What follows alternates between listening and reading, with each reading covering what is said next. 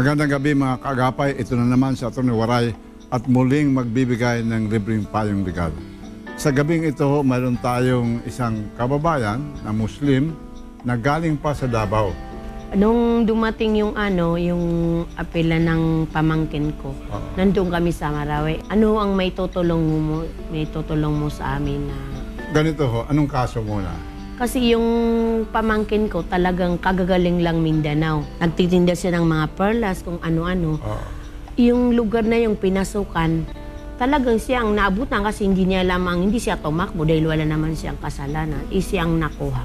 Section 5 yan o kaya Section 11 ng Dangerous Drug Law, yung 9165. Ang pinaka-importante sa batas na yan ay yung Section 21, yung custody, chain of custody ng evidence. Pag nahuli yung kababayan mo, yung anak mo, kailangan tatlo nandyan yung marking of evidence.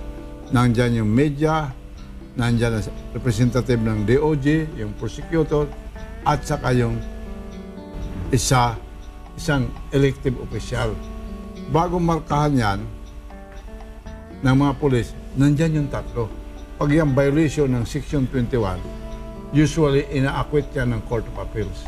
Mayroon isang provision dyan na, halimbawa, nagkakaroon ng pot session na, tumitira siya ng shabu, ikaw wala kang ginagawa, nakatayo ka lang. Nakatayo lang. Sa batas na yon, pwede kang aristuhin sapagkat bakit ka pumayag na nandiyan ka, wala kang ginawa, hindi ka escape. Expired na yung 5 days. Expired na yung Ngayon tutulungan ka namin, ako mismo, kasi wala nang hearing-hearing dyan. Pag nasa appeal, walang hearing-hearing na. Memorandum na lang ho yan. Kasi may abogado kayo, ang gawin nyo, mag-withdraw yung abogado, patapos pwede akong pumasok, kawawa naman kasi life yan, bata pa. Pero makukulong habang buhay.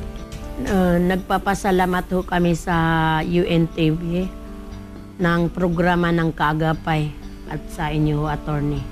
Ito po sa Atty. Waray muling nagsasabi, sa kaunting tapang may katarungan.